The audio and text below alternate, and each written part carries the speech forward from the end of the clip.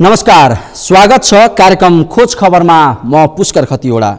समाजमा भएका हरेक घटनामा हाम्रो नजर, जनताको सूचना पाउने अधिकारको सम्मान हाम्रो अभियान। त्यसैले समुन्नत र समृद्धशाली समाजको यात्रा खोज खबरको अन्तिम अभिष्ट अनि गन्तव्य हो। गत जेठमा सरकारले कोरोना भाइरसको संक्रमणकालीन अवस्थामा दैनिक 13 करोडका दरले खर्च भएको बताएपछि त्यसबेला खर्चको विषयमा निकै विरोध र प्रदर्शन भए। तर बिस्तारै ती आवाजहरू हराएर गए। न त सरकारले नि कोरोना कालमा भएको खर्चको कुनै हिसाब सार्वजनिक गरियो, न त सडकदेखि सदनसम्म सुनिएका ती आवाजहरू फेरि जुर्मुराए। तर म्याग्दीमा भने जिल्ला प्रशासन कार्यालयले गत आर्थिक वर्ष 2076-77 मा कोरोना भाइरस रोकथाम र नियन्त्रणका नाममा गरेको खर्चमाथिको पारदर्शितामा प्रश्न उठेको छ। कोरोनाको नाममा अस्वाभाविक र शङ्कास्पद हिसाबले खर्च भएको भन्दै सरकारवालाहरूले त्यसको छानबिन गर्न माग गरेका छन्। के छ त यसको वास्तविकता, हेरौँ यो रिपोर्ट। म्याग्दीमा कोरोनाको नाममा भएको खर्चमाथि प्रश्न। चैतदेखि असारसम्म अतिरिक्त खर्च झन्डै 12 लाख। अनावश्यक खर्च गर्नेले तिरेनन् पानी बिजुलीको बिल।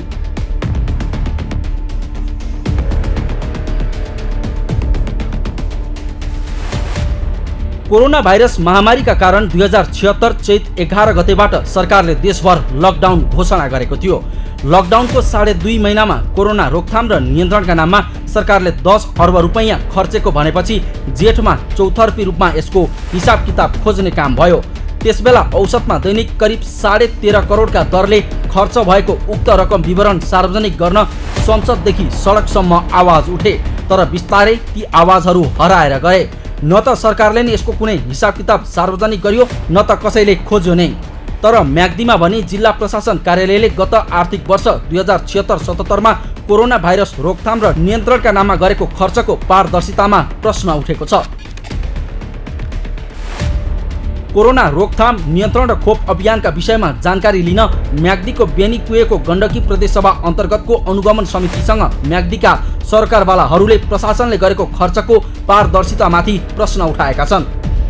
आन्तरिक मामिला तथा कानुन मन्त्रालयले सम्पूर्ण सुरक्षा संयन्त्रको परिचालन तथा व्यवस्थापनको प्रयोजनका लागि 11वटै जिल्ला प्रशासन कार्यालयलाई 2076 चैत 25 गते 15 लाख रुपैयाँ र जेठ 30 गते प्रदेशका 5 लाख रुपैयाँ बजेट पठाएको थियो। 2076 चैतदेखि 2077 असार मसान्तसम्म जिल्ला प्रशासनले सञ्चार महसुल, इन्धन, सवारी साधन मर्मत, अनुगमनका नाममा नियमित बजेटका अतिरिक्त 11,85,000 रुपैयाँ खर्च गरेको छ।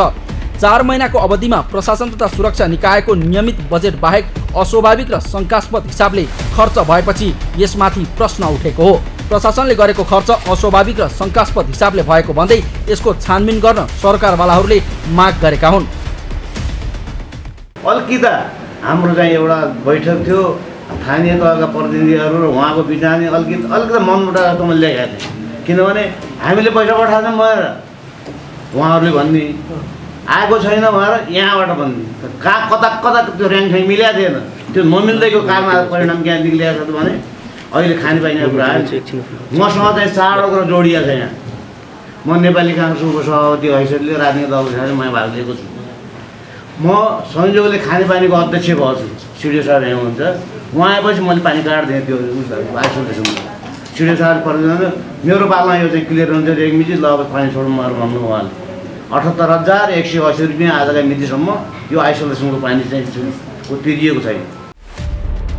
म्याग्दीमा जिल्ला प्रशासन कार्यालयले 3,94,659 रुपैयाँ, श्रीबक्स गुल्मले 1,42,031 रुपैयाँ, सशस्त्र प्रहरी गुल्मले 1,29,262 रुपैयाँ र राष्ट्रिय अनुसन्धान जिल्ला कार्यालय मार्फत 58,747 रुपैयाँ र अन्य कार्यालयको सवारी साधन, इन्धन तथा अनुगमनमा समेत 37,195 रुपैयाँ खर्च गरेको थियो।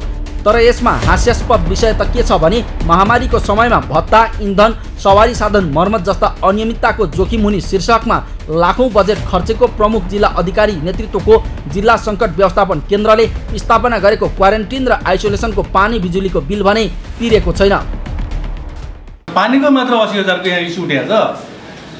त्यो राख्दाखेरि म्याग्दी क्याम्पस माउन्ट एभरेस्ट र वेस्टमा राख्दाखेरि पनि जुन खर्च छ नि, अनि त्यस्तो अप्ठ्यारो परिस्थितिमा ठिकै छ त्यो जुन परिस्थितिले दियो त्यो कुरा आफ्नो ठाउँमा छ, तर न्यूनतम भएका खर्चहरू पनि दिन चाहिँ कन्जुसै गरिएको छ है। यो माग भएर पनि एउटा चाहिँ आएको छैन।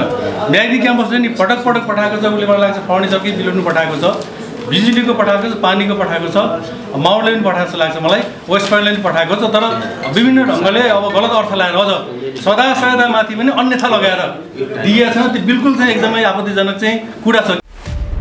कोरोना रोकथाम र नियन्त्रणका लागि क्वारेन्टाइनको खर्च स्थानीय तहले, आइसोलेसनको व्यवस्थापन बेनी अस्पतालले, किट व्यवस्थापन र स्वाब सङ्कलनको अगुवाई स्वास्थ्य कार्यालयले र अनुगमन तथा समग्र पक्षको समन्वय र सहजीकरण सङ्कट व्यवस्थापन केन्द्रले गरेका थिए।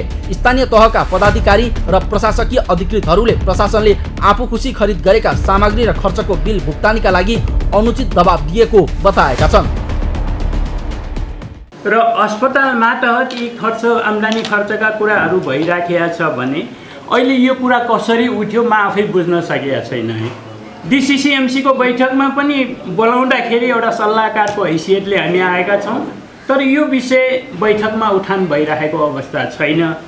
अब यो कुराहरू अलिकति प्रष्ट हुनुपर्छ कि क्वारेन्टिन र आइसोलेसन स्थापना गर्न जिल्ला सङ्कट व्यवस्थापन केन्द्रलाई सामान बेचेका बेनीका व्यापारीहरूले प्रशासनले पालिका र पालिकाले प्रशासनलाई देखाएर भुक्तानी नदिएको गुनासो गरेका छन्। बजेट नै नभएको भन्दै प्रदेशले पठाएको बजेट लुकाउन खोजेको प्रशासनले सार्वजनिक कार्यक्रममै पटक पटक प्रश्न उठेपछि गत भदौमा गोलमोटोल शैलीमा खर्च गरेको थियो। के कसरी हामी पारदर्शी बनाउन सक्छौँ, हामी यसलाई अधिकतम पारदर्शी बनाउने कोसिस गरेर यहाँ यही बैठकबाट नै हामी चाहिँ छलफल गरिकन व्हाइट पेपर निकाल्नु पर्ने व्हाइट पेपर अथवा के पेपर निकाल्नु पर्ने हुन्छ त्यो पेपर निकालेर जाउँ। अहिले चाहिँ अब अरू थप कुरो भयो जस्तो मैले नबुझाएको थिएँ। महामारीमा भत्ता, मर्मत र इन्धनका नाममा अस्वाभाविक हिसाबले गरिएको खर्चको औचित्यता र म्याग्दीका तत्कालीन प्रशासक र सुरक्षा अधिकारीहरूको नियतमाथि प्रश्न उठेको छ। यस विषयमा छानबिन र सत्य तथ्य पहिचान गरी महामारीलाई कमाउने अवसर बनाउन खोज्ने र बनाएकाहरूलाई जवाफदेही मात्र होइन कानुनको भागीदार समेत बनाउनु पर्छ। खोज खबरका लागि म्याग्दीबाट सन्तोष गौतमको रिपोर्ट। हो, कोरोना रोकथाम, नियन्त्रण र खोप अभियानको विषयमा जानकारी लिन म्याग्दीको बेनी आएको गण्डकी प्रदेश सभा अन्तर्गतको अनुगमन समितिसँग म्याग्दीका सरकारवालाहरूले प्रशासनले गरेको खर्चको पारदर्शितामाथि प्रश्न उठाएका छन्। सबैले भन्न खोजेको प्रष्ट कुरा के हो भने कतै कोरोनालाई कमाई खाने भाँडो त बनाइएन, त्यसैले हरेक खर्चको छानबिन हुन आवश्यक छ। कार्यक्रममा एकैछिन ब्रेकपछि नवलपरासीका गण्डक पीडितहरूको विषय लिएर उपस्थित हुनेछौँ, हेर्दै गर्नुहोला।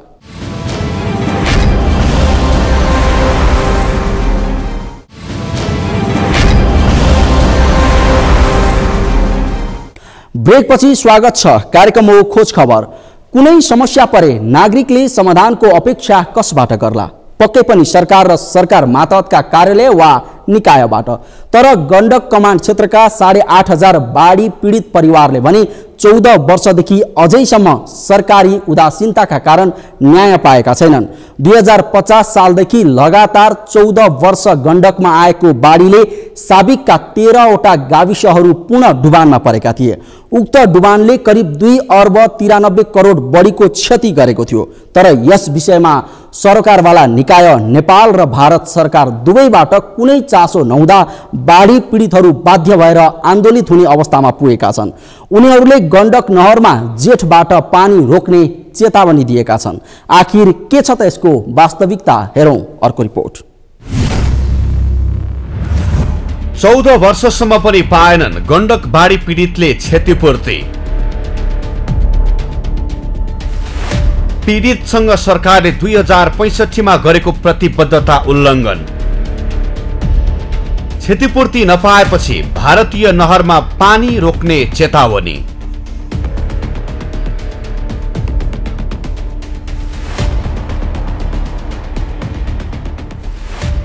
लामो समयदेखि क्षतिपूर्ति नपाएको गण्डक बाढी पीडितहरूले गण्डक नहरमा पानी रोक्ने चेतावनी दिएका छन्। पीडितहरूलाई क्षतिपूर्ति दिलाउन नेपाल तथा भारत सरकारले चासो नदेखाएकाले बाढी पीडितहरू बाध्य भएर आगामी जेठ महिना अर्थात् आगामी मेबाट त्रिवेणी ब्यारेजबाट भारतीय नहरमा पानी रोक्ने चेतावनी दिएका हुन्।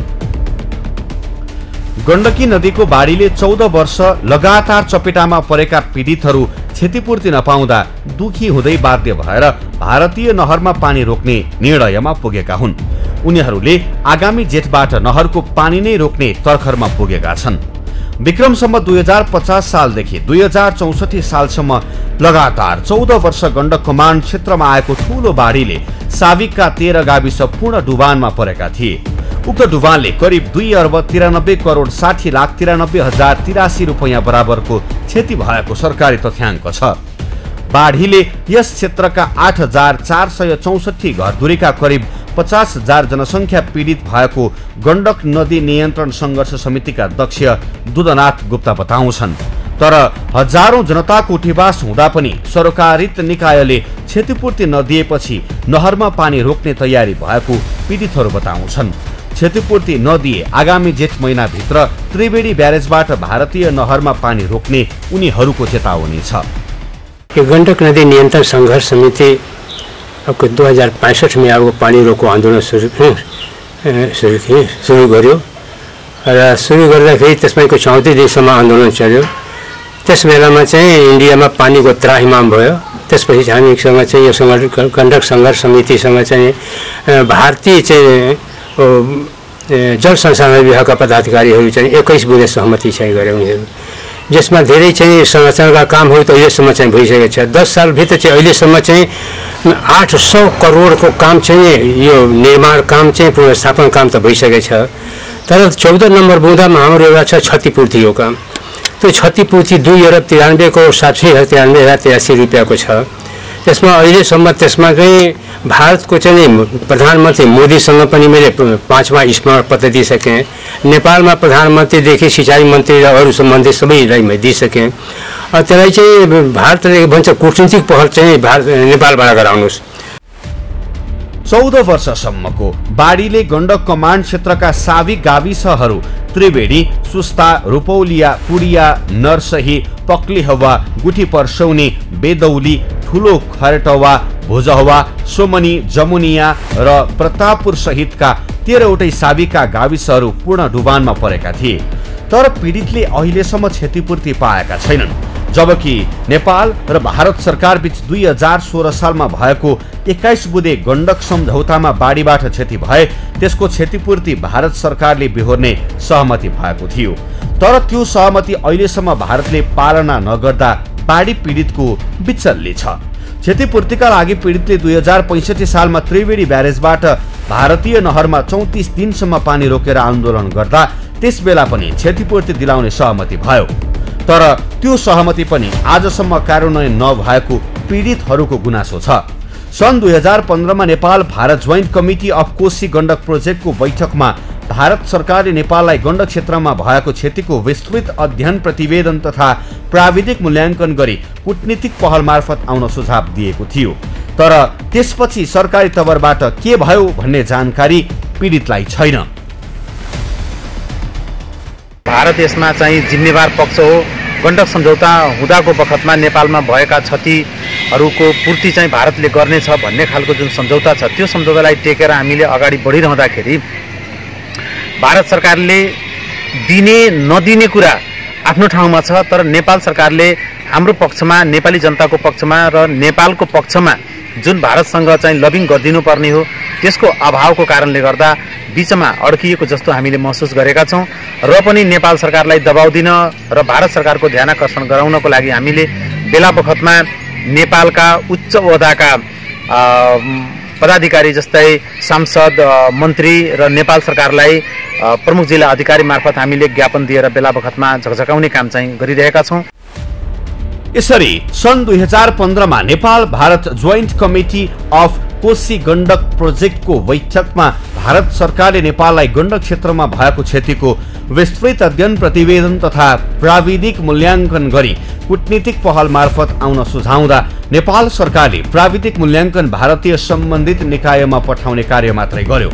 तर क्षतिपूर्तिका लागि न त कूटनीतिक पहल गर्यो न त कुनै दबाब नै दियो, जसका कारण पीडितहरू आजसम्म पनि क्षतिपूर्तिको माग गर्दै पटक पटक सरकारवाला निकायमा धाउन बाध्य छन्। तर सरकारवाला निकायले अझैसम्म यसमा चासो दिएको छैन। जसका कारण बाध्य भएर पीडितहरूले आगामी जेठ महिनामा त्रिवेणी ब्यारेजबाट भारतीय नहरमा पानी रोक्ने चेतावनी दिएका हुन्। उनीहरूले भारतीय प्रधानमन्त्री नरेन्द्र मोदी र उत्तर प्रदेशका मुख्यमन्त्री आदित्यनाथ योगीलाई क्षतिपूर्ति नपाएर भारतीय नहरमा पानी रोकेको सन्देश दिने मनसाय राखेका छन्। गण्डकको वर्षेनीको बाढीले यो क्षेत्रको अधिकांश खेतीयोग्य जमिन बगरमा परिणत हुँदै गएको छ। यसले अन्न बालीको उत्पादन मात्रै घटेको छैन, उनीहरूको गाँस पनि बिस्तारै खोसिँदै गइरहेको छ। तर नेपाल सरकारको उदासीनताले गण्डक बाढी पीडितहरूमा निराशा छाउँदै गएको छ। खोज खबरका लागि नवलपरासीबाट राजकुमार चौधरीको रिपोर्ट। हो, गण्डक पीडितले 14 वर्ष बितिसक्दा पनि क्षतिपूर्ति पाएका छैनन्। न त यसका लागि नेपाल न त भारत कसैले चासो दिएको छ, जसका कारण बाढीको चपेटामा परेका गण्डक पीडितहरूले अब गण्डक नहरमा जेठबाट पानी रोक्ने चेतावनी दिएका छन्। उनीहरूले विक्रमसम्म 2016 सालमा भएको 21 बुँदे गण्डक सम्झौता र 2065 सालमा भएको 21 बुँदे सहमति कार्यान्वयन नभएपछि क्षतिपूर्ति भराउन पटक पटक सरकार समक्ष गुहार गरे। तर गुहारको सुनवाई नभएपछि 8,500 बाढी पीडित परिवार पुनः पानी रोकेर दबाब दिने मनसायमा छ। त्यसैले नेपाल सरकारले भारतसँग समन्वय गरी समयमै यस विषयमा उचित कदम चाल्न आवश्यक छ। हवस् त, आजका लागि कार्यक्रम खोज खबर यति नै। कार्यक्रम खोज खबरका विषयमा कुनै प्रतिक्रिया छन् भने हामीलाई खोजखबर@sagarmatha.tv मा इमेल गर्न सक्नुहुन्छ अथवा फोन नम्बर 01576074 मा फोन पनि गर्न सक्नुहुन्छ। लुकेका र लुकाइएका खबर निरन्तर जारी छ। नेपालको पहिलो न्युज च्यानल सगरमाथा टेलिभिजन हेर्दै गर्नुहोला। नमस्कार।